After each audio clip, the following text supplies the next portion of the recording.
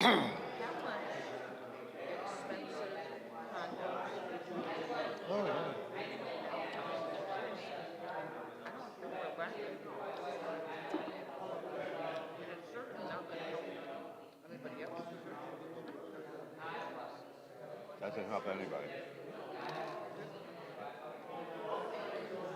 That's a monster. We're going to see more monsters, though. It's the highest use of the land. It's vertical. Whether it's better or not, I don't know. But it's the highest use.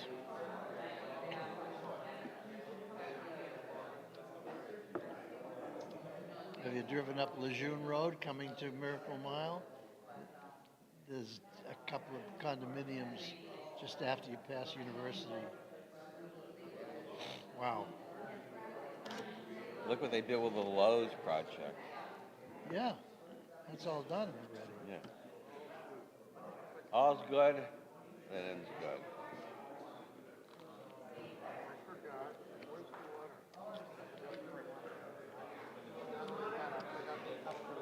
Oh, well, oh, Rabbi Garris, what do you know?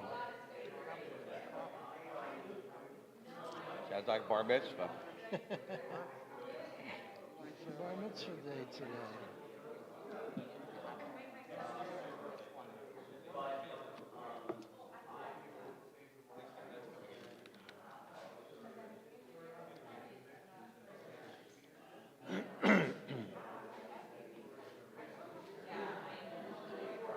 We ought to open those doors. We ought to open those doors. Yeah, the AC's busted. Is it broken in your office?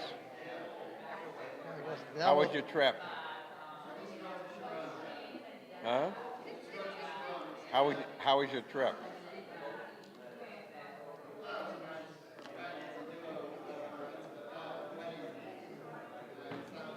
Oh, I thought you were in Israel.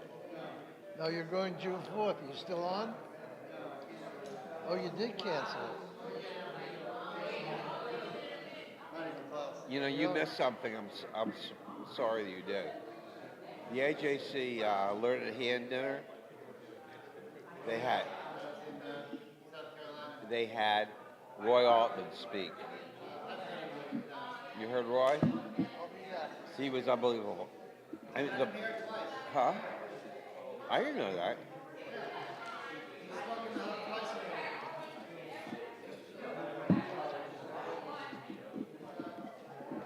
Who was the speaker? Roy Altman.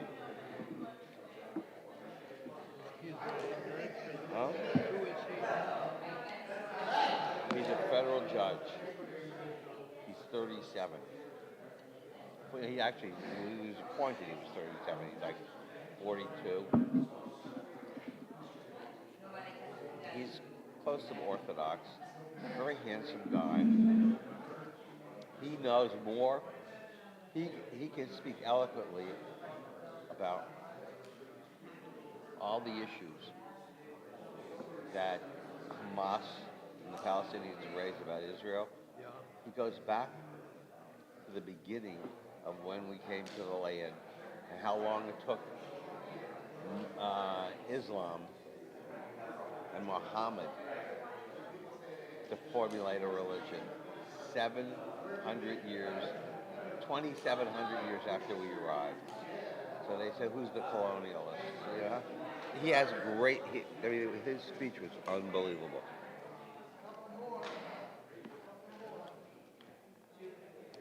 Well,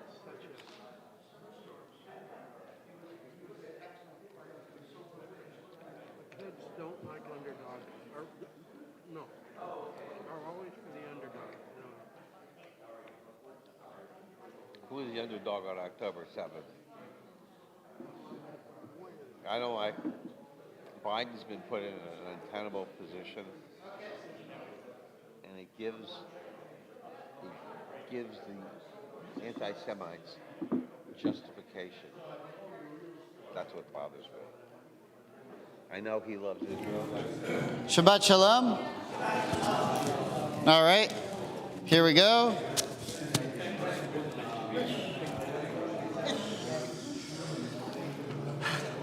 All right. Whose wedding was in South Carolina? Do you know the Ertels?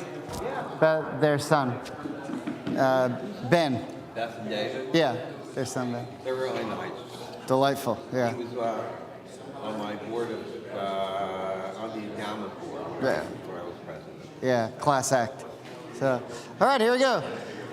V'shamru v'nei Yisrael et ha-Shabbat lasot et ha-Shabbat ledorotam berit olam. V'shamru v'nei Yisrael et ha-Shabbat lasot et ha-Shabbat ledorotam berit olam.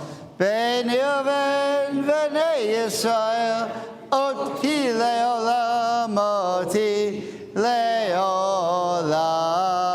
V'shamru v'nei Yisrael et ha-Shabbat lasot et ha-Shabbat ledorotam berit olam. Ki sheshet yamim asa Adonai es hashamayim v'et haaretz v'shamru v'nei Yisrael et ha-Shabbat lasot et ha-Shabbat ledorotam berit olam. Uvayom hashvi shavat vaynafash shavat vaynafash shavat vaynafash v'shamru v'nei Yisrael et ha-Shabbat lasot et ha-Shabbat ledorotam berit olam. Baruch atah Adonai Eloheinu melech haolam borei peri agafen. Amen. L'chaim. Okay, blessing for a study of Torah. Baruch atah Adonai Eloheinu melech haolam asher kishanu b'mitzvotav v'tzivanu la'asok b'divrei Torah. Amen. Okay, so I'm sorry it's so warm in here. I don't know what's going on. I alerted them to try to turn the air conditioner on, but I think it's more than that. I think it's more than just pressing a button. There's some issues. So usually it's freezing in here. So hopefully they're working on it. Hopefully they'll figure it out. Yeah, it's the fire of Torah is just burned so bright with this group that sometimes it knocks out the AC. So God willing, probably like 2 or 3 minutes before we're done, it'll pop on. The wrong fire pans. So, okay, Torah portion is Kedoshim. We're in the middle of the Torah, the very heart of the Torah, Kedoshim. Now, the word Kadosh, presumably you've heard before. You know it in a variety of ways. You know Kadosh, you know Kiddush, you know Kaddish, you may know Kiddushin, which is the sacred rite of marriage. It's called, when two people get married, that's called Kiddushin, right? So you've heard variations of this word. So the question is, what's the difference between Kiddush, Kaddish, Kiddushin, and Kodesh? They all sound pretty similar. And you might argue, and this week's Torah portion, Kedoshim, which is Kadosh, plural. So they all mean something having to do with holiness. But also, there's another meaning to it that this might help. Kiddushin really, or kadosh, it really doesn't so much mean holy as it means separate or separated. So what do I mean by that? So Shabbat is Kodesh because it's separated from all the other days. The Jewish people are Kodesh because you're separated from all other peoples. People who've passed away are Kodesh because they're now in heaven. A couple that gets married are Kodesh because they're now separated and forbidden to anyone else. They're only permitted to each other. So in a certain sense, Kodesh means holy, but it also means in some way, shape, or form, you've been separated from something into something else. Does that make sense? Okay, so that helps us maybe understand what it means to be Kodesh.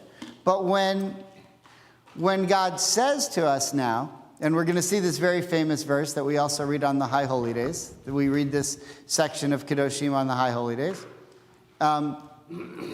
When God tells us to be holy, because I, the Lord your God, am holy, so then you could ask the question, well, what do you want me to do? Well, what exactly do I have to do? Now, at different times throughout history, it's meant different things. There were times when it meant being involved with the sacrificial cult. We don't have the sacrificial cult anymore.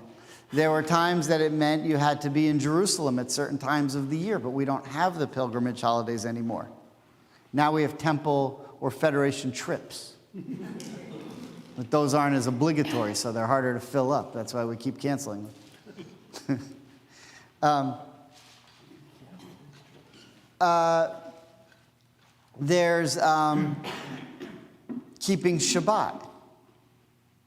And it used to be, there was a time in Judaism where if you violated Shabbat in public, you were an outcast.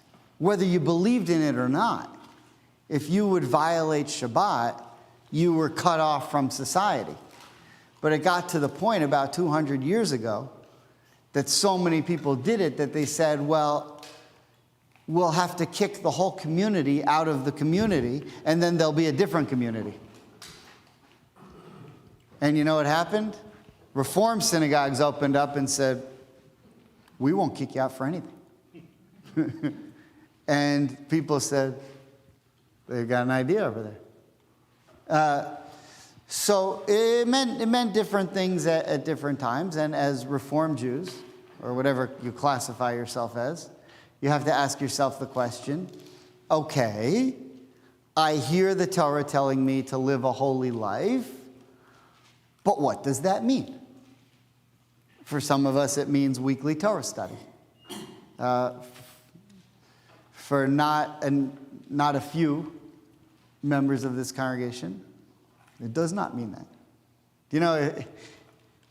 We hope, every week we hope that the whole congregation isn't going to show up for Torah study. Because if they did, we couldn't accommodate them. We'll find them. We wouldn't have enough bagels. We couldn't afford the bagels to feed the whole shul. We don't have enough seats. We'd have to rent out the Watzko Center, to be but we know, it's going to be 40 to 50, and we're like, all right, we can handle it. Used to be 100, now it's 40, maybe 12 more online, whatever. But the ones online, although we're delighted we're there, we don't have to buy bagels for them. So that's one of the reasons we were able to build all these new buildings. We saved so much money on the bagels. If 10 of you stopped coming, I could build another. No, I'm just kidding. All right, so let's get into it and try to figure out what does it mean to be holy. So the Torah portion starts Leviticus chapter 19, verse 1.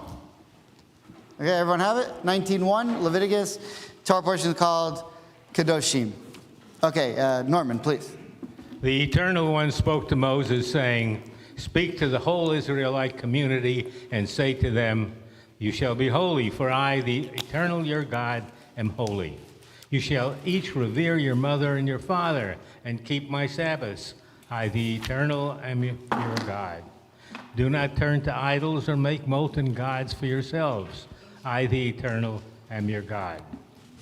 When you sacrifice an offering of well-being to the Eternal, sacrifice it so that it may be accepted on your behalf. It shall be eaten on the day you sacrifice it, or on the day following.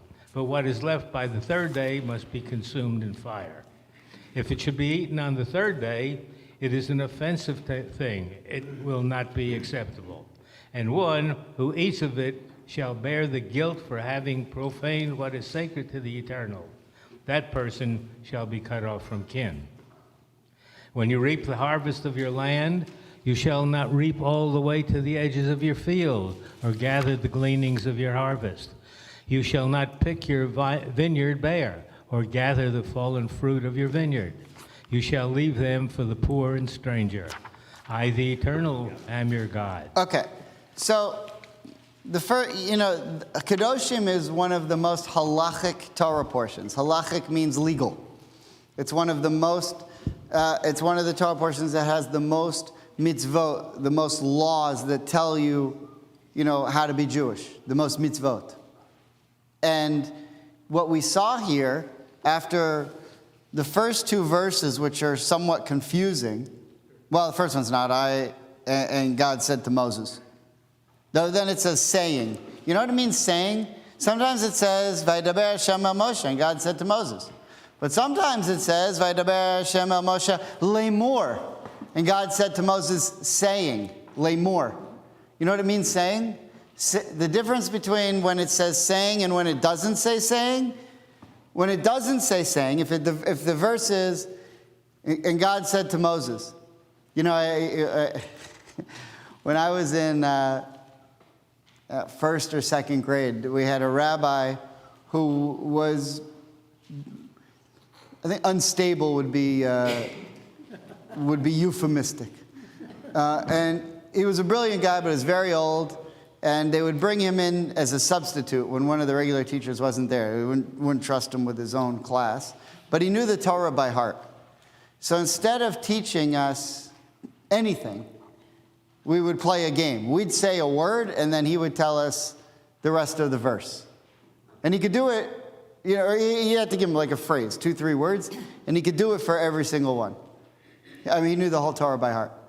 And so, but if you said, Vaydaber Hashem el Moshe, and God said to Moses, well, that's in the Torah like 150 times. So we go around the room, he says, okay, you pick a verse, and I'll tell you the rest. It'd say, Vaydaber Hashem. And he would just, you could like bulging. I need more. Next kid. Vaydaber Hashem el Moshe. And he would just, and we would go around for like an hour and a half, and that would be the whole class. And then he would throw a hanger at a kid or something, and then that would be the end of the class. So you see this verse a lot in the Torah. Now you can't even look at a kid funny. You get an email. When I was growing up, the Orthodox rabbis would hit us with hangers, throw us into walls. I mean, we deserved it. But it was more funny than anything. But that's what it was like in that school. So you see this a lot. Vaydaber Hashem el Moshe, which means, and God said to Moses. When it just says that, it means that God's saying it to Moses, and it's only for him. He doesn't have to go and repeat it.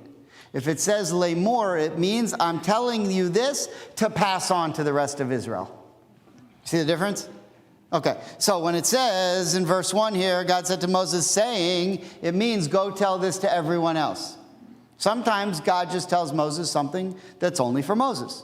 Okay, so this is, or Abraham or Sarah or whoever.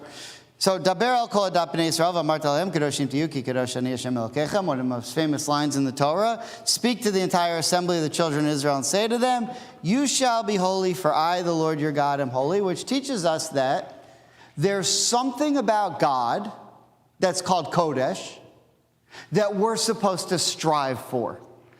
This is the Latin term imitatio Deo, right? It's about the extent of my Latin. But to imitate God. You can't actually do it, but you're supposed to try to. So what does it mean? What is it about God that's Kodesh that Jews are supposed to try to do? And again, we recognize you can't do it. It's impossible to be like God. nevertheless, you're supposed to try anyway. And that, what you're trying to do is to be Kodesh. Now, what we then heard, what Norman read, were a whole different array of mitzvot, which if we wanted, we could go and put into different categories. Some had to do with morality.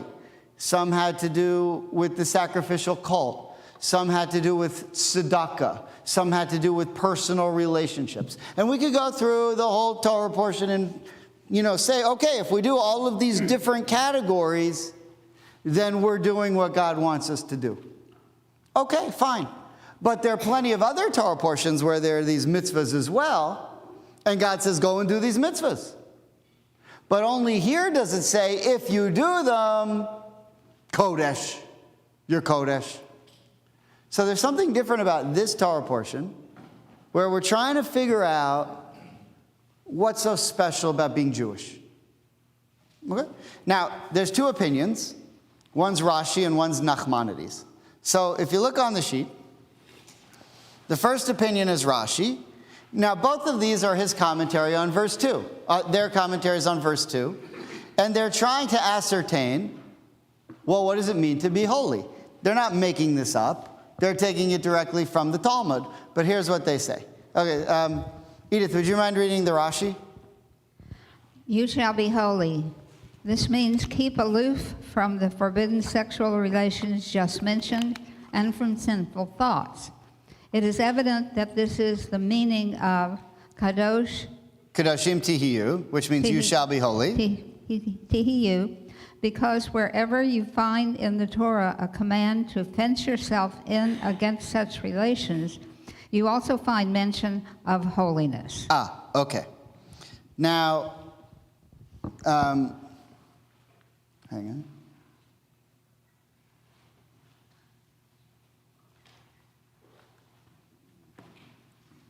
Hang on. Okay, so right before this Torah portion, at the end of last week's Torah portion, we had all of what, like the incestual relationships that are illegal. And so what Rashi's saying is the reason this Torah portion starts this way, right after what we just finished in last week's Torah portion. By the way, these Torah portions are usually read together, but because it's a leap year, they're broken up. Achrei Mot Kedoshim. But that doesn't really matter.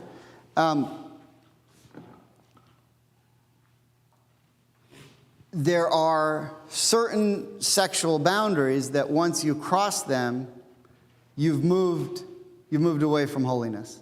Now, in a sense, there's a comparison, and you see this a lot in the writings of King Solomon. For example, if you would read through the Song of Songs, and we also feel it when we sing Lecha Dodi, and the Sabbath bride walks in, that there is a relationship between God and the Jewish people that's like a marriage. And you can stray from God with other things.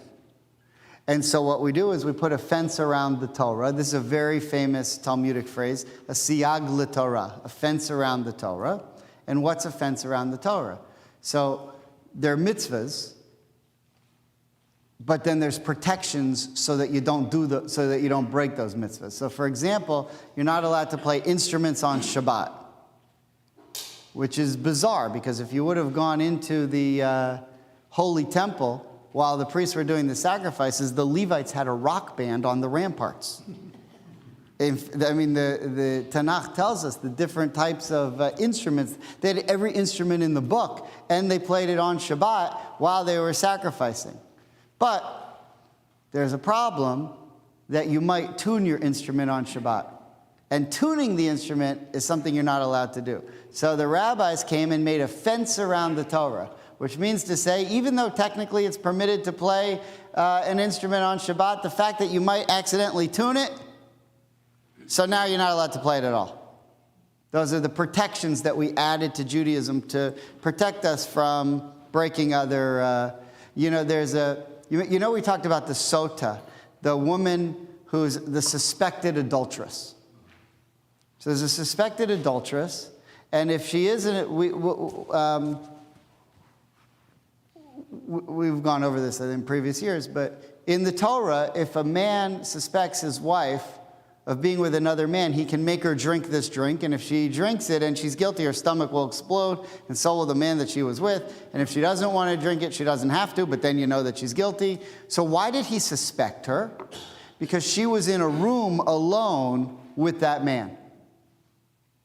They were probably just talking. They could have, probably just talking.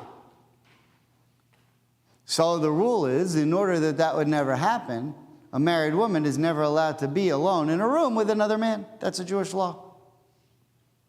So, you have to be very careful, get on elevators, whatever. Married women aren't supposed to be, okay. So, but these are fences around the Torah. So Rashi's saying, to be holy means to go the next level to make sure you don't break any of the mitzvahs. Nachmanides, I think, has a more interesting idea. So let's look at the next one. Judy, would you mind? Ramban. Ramban on Leviticus 19:2. Just as I am holy, so be you holy. Just as I am pure, so be you pure. And in my opinion, this abstinence does not refer only to restraint from acts of immorality, as a rabbi, Rashi wrote, but it is rather the self-control mentioned throughout the Talmud, which confers upon those who practice it the name of Prushim, the Pharisees, literally those who are separated from self-indulgence, as will be explained, or those who practice self-restraint. The meaning thereof is as follows. The Torah has admonished us against immorality and forbidden foods, but permitted sexual intercourse between man and his wife and the eating of certain meat and wine. So, if so, a man of desire could consider this to be a permission to be passionately addicted to sexual intercourse with his wife, or many wives, and be among wine bibbers, I guess. Yeah, whatever. Among gluttonous eaters of flesh, and speak freely of all profanities, since this prohibition has not been expressly mentioned in the Torah, and thus he will become a sordid person within the permissible realm of the Torah. Therefore, after having listed the matters which he prohibited altogether, Scripture followed them up by general command that we practice moderation even in matters which are permitted. Right. So you could have relations with your spouse all day long. Well, I don't know if you could, but you're permitted to. You could drink wine all day long and spend your days just doing that. You could eat food all day long, and not only that, it'd be a mitzvah, because you have to say a blessing before you eat the food and have the wine. But it's immoral. It's permissible, but it's immoral. It's immoral. So there's a tension. You're allowed to have relations all the livelong day with your spouse and eat food all day long and be gluttonous and drink wine and beer and whatever all day long, and it's permissible. But you shouldn't do that, even though it's permissible. You can do it, but you shouldn't. And so what Nachmanides is saying is, there are things you're not allowed to do that the Torah tells you you're not allowed to do, and we don't have to worry about you doing this because you're not allowed to do them. But there are also things you are allowed to do, and they're okay in moderation. But if you go too far with it, then that's not holy. That's why I've always been Parush, except on Shabbat. Okay, very nice. I like that. Separate. So yeah, it's a mitzvah. It's a double mitzvah. Okay, so Nachmanides is saying that holiness resides in doing the things you're allowed to do, but in a sanctified and dignified way. So there are times when drinking wine is a beautiful mitzvah, right? But, if you're wandering a Brickell at 4 a.m. with 3 bottles of wine and you don't know where you are, it's not so holy. Right? So you have to be able to, put this fence around yourself to go above and beyond for the things that you're allowed to do. For example, you're allowed to gamble. Judaism does not have an injunction against gambling unless you are someone with an addictive personality. If you're someone with an addictive personality and you might become addicted to gambling, then you're not allowed to do it. But I don't have that. I don't have an addictive personality. I'll go lose $50 on in the casino when I'm on a cruise. I feel like I've just thrown away my mortgage. It feels, but there's no sin in that. You're allowed to do that. I think I told you the story one time. I actually don't enjoy it anymore. I used to enjoy playing roulette, sit there for an hour with $30 and, walk away with 32 and feel like, you have, all the money in the world. Or walk away with 28 and feel like, you're broke, So I was once at a rabbinic conference in Cincinnati, and they had opened up a casino on the river in Kentucky, which is right across the river from Cincinnati, right across the Ohio River. And I went there once with the rabbi who I was the intern for when I was a student in Cincinnati, and we went, and I won a jackpot on the slots. I won like $500, which for a rabbinic student, it's a lot of money. It's not as much money as it is for an actual rabbi, because when you're a rabbinic student, your parents pay for everything. Now I have to pay for my own, sort of.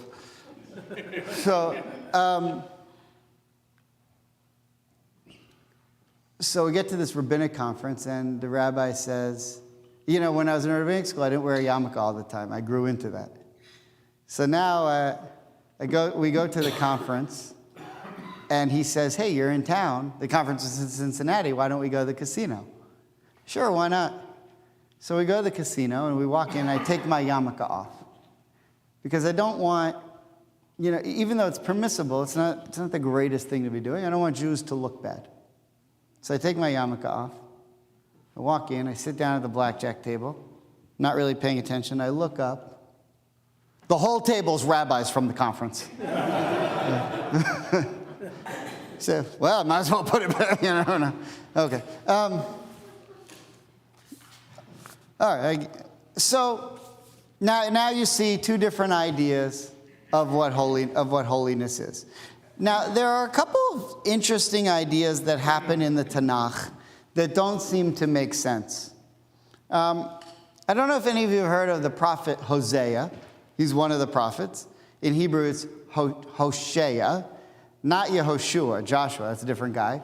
Hosea is one of the prophets, one of the minor prophets.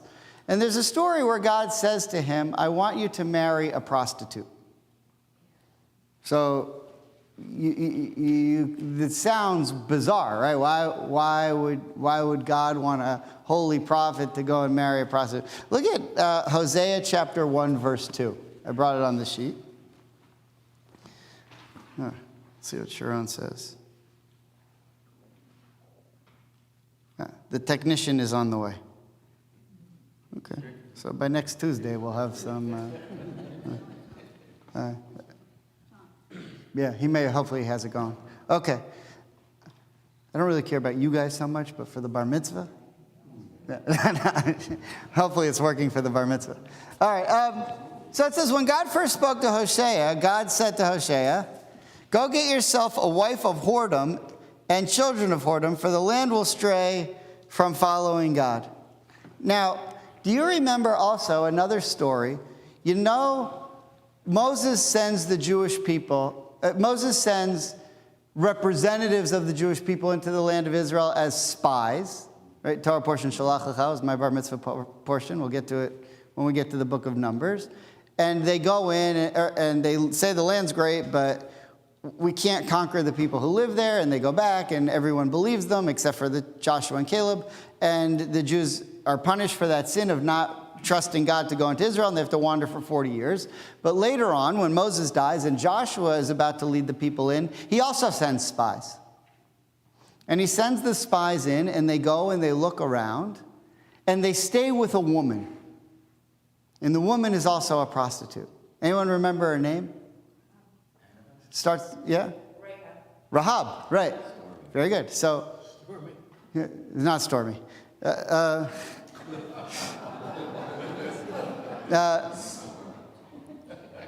Rahab means stormy. No. Her name was Rahab. Very good. What were the name of the two spies? Caleb. No, they were the first time around. They were the first. Who were the spies that Moses spends? We don't know. The Tanakh doesn't tell us in the book of Yehoshua. We know the name of the prostitute who gave them shelter, but we don't know the name of the two spies. What does that tell you? What does this tell you? That Hosea could marry someone who is a prostitute. So, it's not that the Torah loves prostitutes. Don't get me wrong. But a prostitute's not a highly esteemed occupation in the Torah. So let me show you. Let me show you a story from the Talmud to try to help us understand why we learn the name of the prostitute but not the two spies, who seemingly should be the heroes of the story, and why is it okay for Hosea to marry a prostitute? Now, after all, we're talking about what does it take to be holy? What does it take to be holy? And so these are some examples you would say, if that's what you're saying was holy, how could you let these people marry? What are you talking about? What is going on here? Okay, so there's a story in the Talmud that might help put some of this together. Bavli Sanhedrin 107b. Ken, would you mind reading? Rabbi Yitzchak says. Rabbi Yitzchak says, this was the incident involving Gehazi. At that moment, Elisha was sitting and teaching the halachot of the 8 impure creeping animals. Okay, so Elisha was a prophet, kind of like Eliyahu, a contemporary of Elijah. And Naaman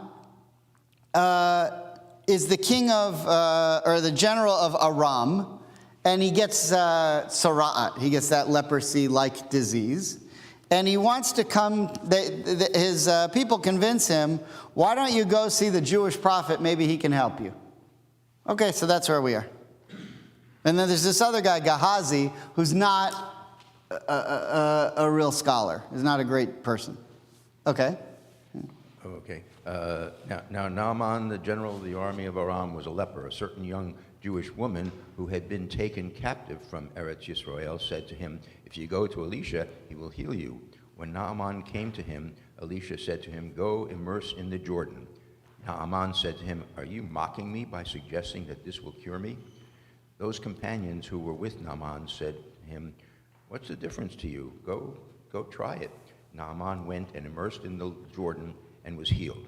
Naaman came and brought to Elisha all those items that he had taken with him from Aram, and Elisha did not agree to receive them from him. Okay, so Naaman, he says, this Jew's not going to be able to help me. So the Jew says, I can help you, go jump in the river. Go jump in the river? That's your advice? So they said, his advisor said, you have a better idea, give it a shot. So he gives it a shot and it works, and he's thrilled. And he wants to reward Elisha. So he has, stuff, whatever, things that were valuable, money, whatever, and he's going to take it and give it to Elisha, but Elisha did not agree to receive them. In other words, Elisha said, I'm not going to take money for God healing you. That's not appropriate. And apparently he didn't have like a discretionary fund. He couldn't do that. So Naaman leaves, and Gehazi chases him. And Gehazi says, Gehazi took leave from before Elisha. So Gehazi's no longer in Elisha's presence, and he went and he took Naaman, and he said, that stuff you got, I'll take it. You want to show some gratitude for the Jewish people? Just give it to me. And so we see from Elijah, you're not supposed to take this stuff. Even Elisha says he didn't earn it. God did it. Gehazi says, doesn't bother me. I'm happy to take this stuff. Okay. Then the sages taught. So I skipped a little. But here's what happens later on in the story. Ken? The sages taught Elisha fell ill with 3 illnesses. One illness was due to the fact that he incited bears to attack and eat children. Right, you shouldn't do that. You shouldn't do that. Okay. That's a different story. It's in Kings, okay. It's a good story, but it's a different story. But listen to this. And one was due to the fact that he pushed Gehazi away with 2 hands and caused him to despair of atonement. So Elisha later on gets sick because Gehazi wanted to repent from what he did, and he came to Elisha to repent and say that he was sorry. And Elisha said, there's nothing good in you. Leave. And because Elisha did that, he gets punished. So God tells Hosea to marry a prostitute. There's a prostitute, we learn her name, but we don't learn the name of the spies. Gehazi's a bad guy, but Elisha tells him. So the common thread here is everyone's holy. The prostitute's holy. Gehazi, the bad guy, the thief, the trickster, he's holy. Rahab, the prostitute, she's holy. And if you can't see that divine spark in every single person, you got a problem. And so what that means is that we all have something to contribute to holiness, no matter who you are. Clear so far? Okay, so that's what the Talmud's saying. I've tried to build another idea on this, and now we're going to get into something that's just my idea. You can take it or leave it, but I brought a little bit of proof, and you can see. You remember I was 1 year old. I was 363 days old when this happened. July 4th, 1976. I was born July 6th, 1975. But July 4th, 1976 was Entebbe. So in Israel, there was a question.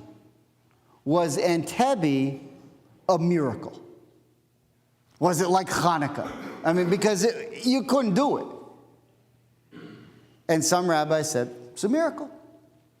The other rabbis said, it can't be a miracle because the soldiers who saved them don't keep Shabbos, they don't keep kosher. You know, they're not traditional Jews. And so if God was going to do a miracle, it wouldn't be through them.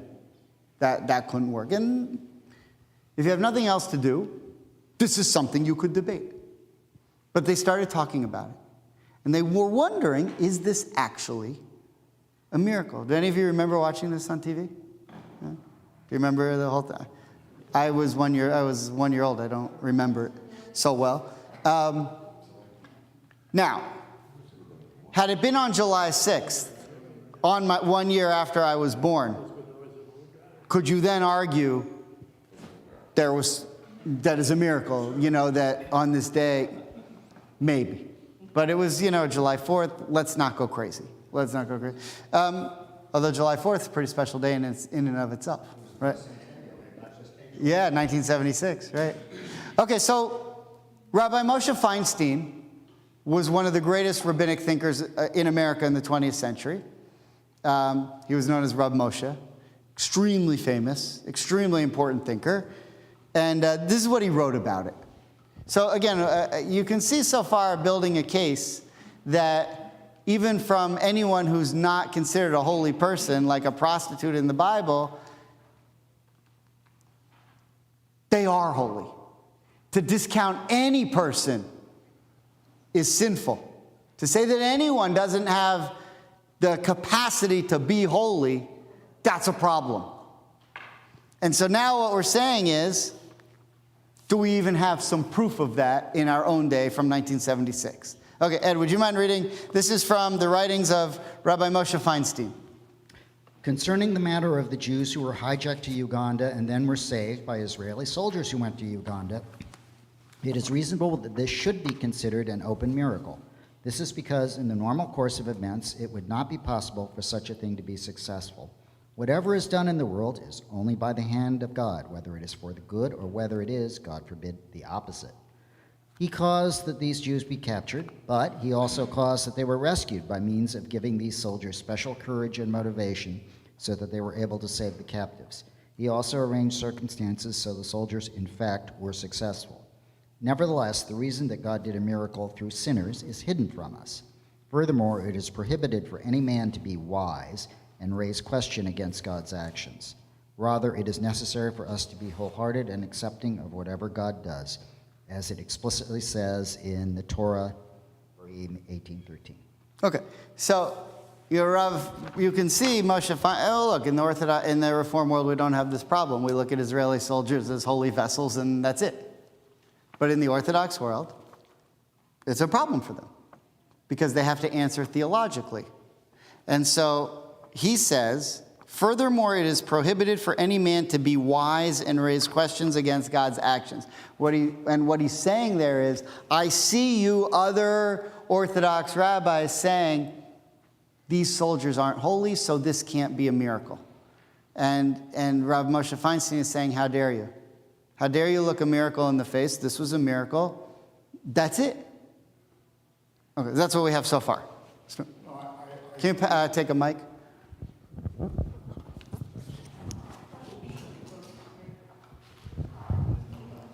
Glasses. I agree with you that we have to see the divine in each individual. On the other hand, another way to interpret this is just the negative aspect of it, and that is that we all have the capacity to do just the opposite and do the wrong thing. Yes. And to some extent, that's a tremendously equalizing possibility. It's very hard to see, or at least it makes it much more difficult, to see the good in people if you think you're so high and mighty and that you're so great. But if you have the realization that you also, but for me, there go I, Yeah, very good. But for God. So I think that both sides of that particular question are important. Very good. Very good. So there's an article that was written about this that appeared in an Israeli daily newspaper called Mariv, which you've probably heard of. And you can see I put a link there. If you go to that link, you can read an article that has this story. Well, this story then there will have a link to the newspaper which it's in. If you click on that link to the newspaper it's in to see if it's really there, you get something that says not there anymore. So did it really ever exist? I don't know. I think so, but it's hard to find. But anyway, so if you're going to dig into my sources, that's what you're going to find. But if you go to Igeret Moshe, Yoredea, chapter 4, verse 8, you will find what Rabbi Moshe Feinstein wrote there. That I can assure you. Okay, so here's what was going on in America between different Jewish sects during Entebbe in 1976, according to an Israeli newspaper. Ed, do you still have a mic there? Someone have a mic? Anyway, the story, would you mind reading it? The Entebbe operation? Sure. Mariv newspaper. The Entebbe operation has caused a fight amongst the Jews of New York.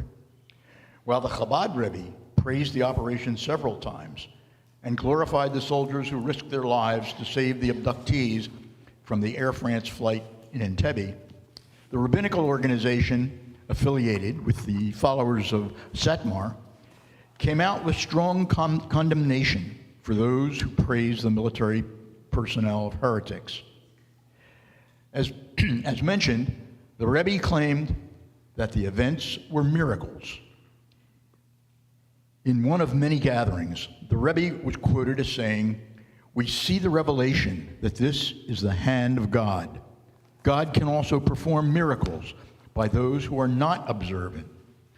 As is recounted in several places in the Oral Torah, the murder of military personnel who have chosen to put their lives in danger in order to save lives from Israel is very large.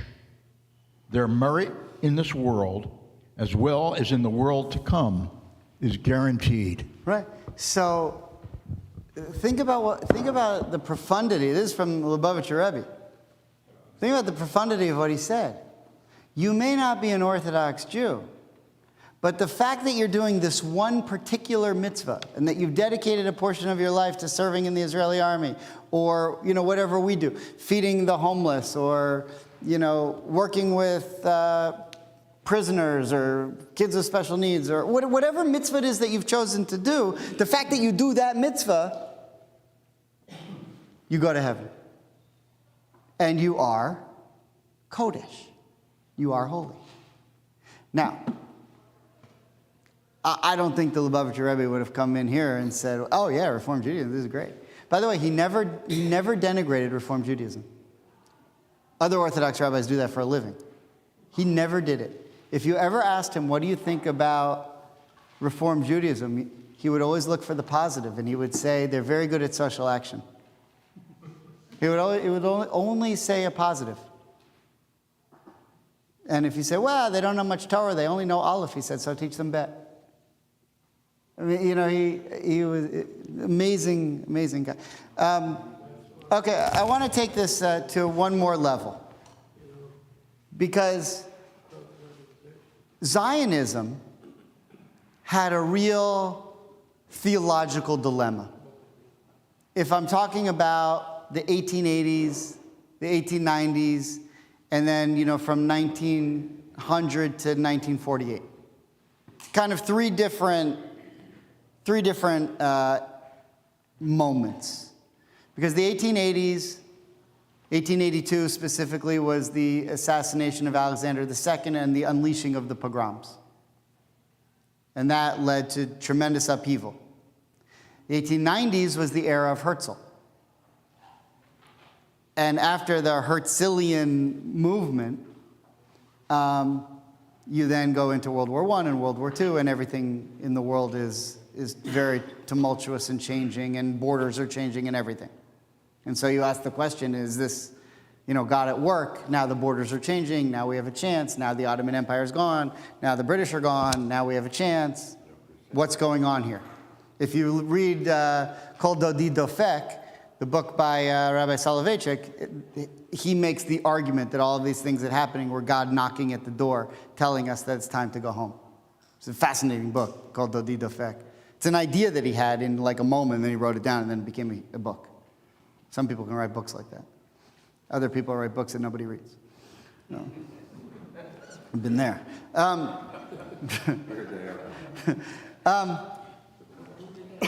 Okay, so before Herzl, Zionism existed. You may not have called it Zionism, maybe you did. There was a movement called Chibat Zion, for the love of Zionism. What do I mean by it existed before Herzl? Some Jews were starting to go back. There were already kibbutzes, the first wave of Aliyah from 1840. Now, it didn't really work out. And really, it wasn't until 1880s, 1890s, that people really started coming, building kibbutzes, 1900s, and building cities and starting to build Tel Aviv and the coastline and so forth. But the ideas were percolating. And the Orthodox world, some of them believed that it was time to go back to Israel before Herzl. But once, the way that they did it, if you would have gone back in, the 1880s because your Rebbe said it's time to go back, and your Rebbe's saying it, and he's showing you, here's what it says in the Tanakh, and then this happened, and now I believe we can go. Okay, so let's go. But then Herzl comes and says, I don't even know what the Talmud is. I've never even read any of that, and I think we should go back to Israel. And Orthodox Jews are saying, who are you? What are you talking about? We've never made a decision in our lives that wasn't rooted in Jewish thought, and you're telling us go back because of European politics? And he said, I don't care what you do, but us clear-headed thinkers, we're out of here. This isn't going very well. So, have you heard of Rav Kook? Yeah. Okay. Rav Kook is most famous for what? being the rabbi who ordained my great-grandfather. That's what, I have the smicha certificate in my office signed by Rav Kook. So I just happened, ironically, I just happened to be reading a book about Rav Kook. And recently I came across this paragraph. Now, Rav Kook became the first chief rabbi of Palestine. He died in 27, I think, but he was the first chief, or maybe a little bit earlier. No, maybe a little later. I forget what year he died. But he ordained my great-grandfather in 27. I think he lived into the 30s. But he became the first chief rabbi of Mandatory Palestine, Ashkenazic. And he came out of the Volozhin school, which means the Lithuanian, Lithuanian school, which was like the best one at the time. That's where Soloveitchik came from. That's where Rabbi Chaim of Volozhin came from. That's where the Netziv came from. A lot of Hall of Famers came out of Lithuania. Sort of like the Yankees of Eastern European yeshivas. They have a lot of titles. So Rav Kook is known and became like the father of religious Zionism. But he wasn't the first rabbi to embrace it. In fact, it took him a little while. So I just want to read you a paragraph and then try to make a point to conclude. So this is just a biography of Rav Kook. What it says here, surprisingly, it may seem in light of his later path, Rav Kook took almost no part in the early stirrings of Jewish nationalism. He refrained from signing rabbinic petitions supporting or opposing Chibat Zion, and was friendly with advocates on both sides. The land of Israel scarcely figures in his writings of the time, unlike the Jewish people, who almost always do. His first reaction to the news of the First Zionist Congress, right, meaning Herzl, was to compose an essay, unpublished until 1920, which saw Zionism's possibilities in light of his legal preoccupations. The significance of Zionism, he wrote, was in the realm of halachic change, meaning that Jewish law can evolve and we can look at Zionism differently than we used to. Because the Talmud basically says, don't go back to Israel until God brings you and the Messianic age comes. He says, the law had to be modified, but the reform movement was wrong in accepting exile as an eternal necessity. In other words, he's saying, you Jews in Charleston who think that that's your Palestine, that's not the answer either. Perhaps Zionism could restore the ancient Sanhedrin court and thus create the possibility of real and legitimate halachic change. Yet that was a far cry from the terms of rabbinic support for Zionism, such as they were at the time. Okay, so what do I mean by this? Zionism, Herzl, Achad Ha'am, Bialik, Aleph Daled Gordon, the original Zionists, they were not Orthodox. They were actually, a lot of them, very much anti-Orthodox. Some of them changed their views, but they were Jews. They cared about the Jewish people. They cared about nationalism. They wanted the Jews to be safe in their own homeland. But they recognized spiritually that it had to be Israel. It couldn't be Uganda. It couldn't be Madagascar. It had to be Israel. Okay. Now, they were rejected, the early Zionists, and still to this day, there's some more, the Orthodox in Mea Shearim, the Satmars, lunatics, but they reject Zionism. They're crazy. They rejected it. And this is not what the Talmud says. And Rav Kook came along with a few other rabbis and said, that's what you think. But I tell you what, I just learned something from Herzl, who you see as not holy. I just learned something from Rahab. I just learned something from Gehazi. I just learned something from the soldiers at Entebbe. I just learned that you're holier than thou and you're, reading the letter of the law, and so that's fine, but you're only in the spiritual world. And you know what the difference is between us and them?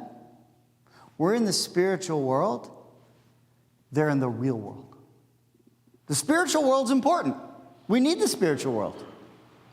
But the real world is important too. And if you don't react to what's going on in the real world, then your spiritual world can't function. So what you have to do is adjust your spiritual world so that it fits reality. And when you don't do that, you're actually going against the nature of the spiritual world. Because the spiritual world demands of you to take into account what's going on in the real world. How do I know that? Look what happened to the Jews in the wilderness. They get the Torah.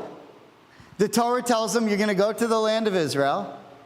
They're so spiritual that they like being in the wilderness because they don't have to work. They can just study Torah all day long. And then when they have a chance to go to Israel, they say, we're not going. Because we'll have to fight there. We'll have to make a living there. That's the real world. We're not going to the real world. And so what happens? God says, you're going to reject the land of Israel? Fine, then you're going to die in the wilderness. And the same opportunity that they had in the wilderness after Mount Sinai to go to Israel, the same opportunity didn't come about until 1897. And in 1897, Herzl said, I'm Caleb and Joshua. I don't daven like they do. But I'm like Caleb and Joshua, and I live in the real world. And I'm telling you, if you want to live in the spiritual world in the wilderness in Europe, it's not going to work. And so Rav Kook and people like him said, Kadoshim tiyu ki kadosh ani Hashem Elokechem. You shall be holy, for I, the Lord your God, am holy, means see in everybody what they can contribute. And if we don't do that, we who are in the spiritual world are going to get rolled over by the real world, and pretty soon none of us are going to be here. And if they hadn't gone to Zionism, they all would have died in Europe with the rest of us, the rest of our ancestors. And so I think in the final analysis, and again, this is just my idea. I don't know if Rashi and Rambam would agree with this. But to me, based on these other principles of what it means to be holy, and to look at people like Rahab, and to look at people like Gehazi, and to look at the soldiers of Entebbe, and to look at people like Rubin and Perez who were making the decisions on those days, and to even look now, whether we like them or not, at the people who are managing the war against the evil enemy of Hamas, there's a holiness in trying to operate real world situations with spiritual principles. And the holiness comes when we merge the spiritual principles with the real world. And the best representative of that is Rav Kook. Because Rav Kook says, we've been trying it our way for a long time, but you know what? I see halachic change. Because of that, the majority of Orthodox people in the world today are Zionist. And the ones who aren't are out on their own, and they're so crazy, they're so far gone, that the rest of us can't even relate to them. We don't even know what the hell they're talking about when they say we should give the land to the Palestinians or to Iran or wearing keffiyehs or marching against Israel. We don't even recognize them as people who live in the same world that we live in. So holiness, I think, is to take the world we live in, infuse it with our spiritual principles, eat our food, drink our wine, but do it in moderation, recognizing that God wants us to be successful in this world, but based on the principles that he established in the Torah. And Zionism, I think, is the ultimate proof of this idea. Okay, Shabbat Shalom.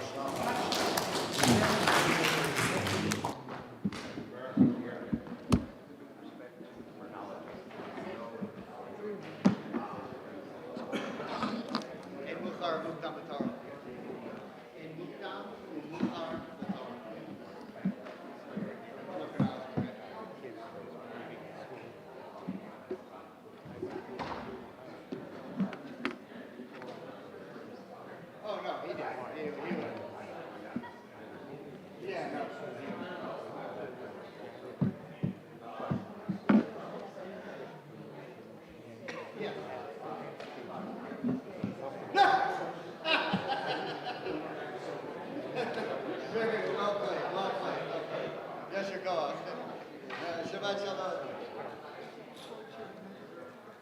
Very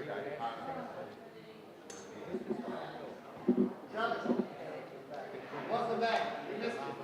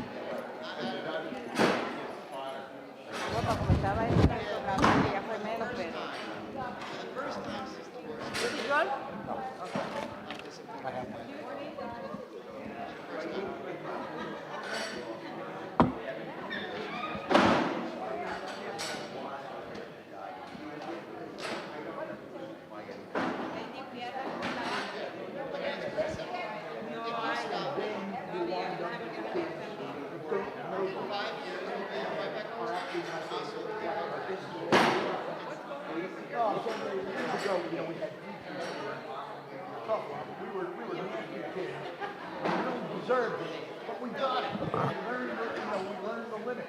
These kids, I don't think have learned the limits.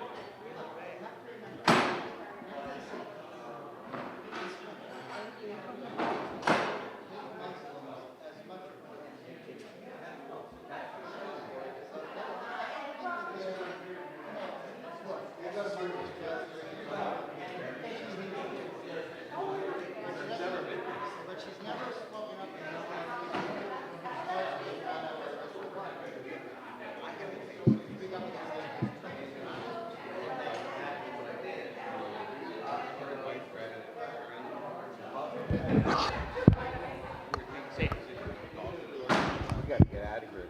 We cannot eat dinner here at night. And we went to somewhere in Nashville. You know who's one of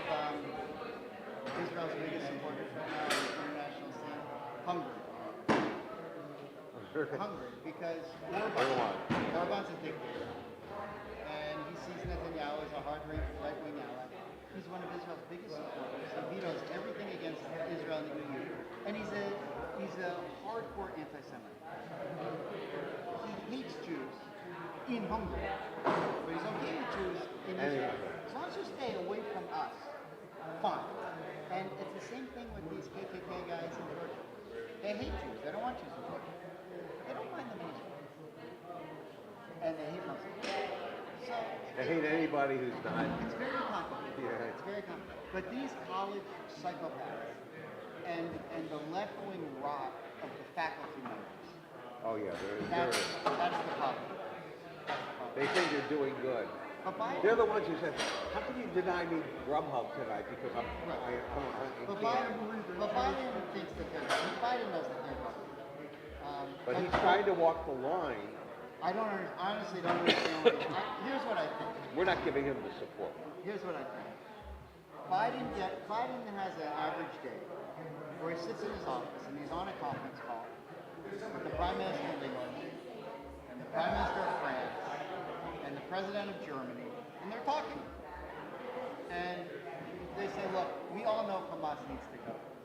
But if you give them weapons and they go blow up Gaza and another 10,000 civilians die in Gaza, I'm going to have riots in the street of Berlin. And I'm going to have riots in the street of London. And it's going to be harder for me as Prime Minister of Britain to keep supporting you at the UN. So Biden's saying, all right, listen, I want Hamas country. I want this war over. But if I let Bibi tear apart Rafah, I'm going to have to. It's going to be such. I'm trying to hold this coalition together. It's going to be harder for me. So It's he's trying to hold the balance together. People forget there's another issue here. And it's tough. Keeping NATO together is the hallmark of peace. You know what the difference with Trump is?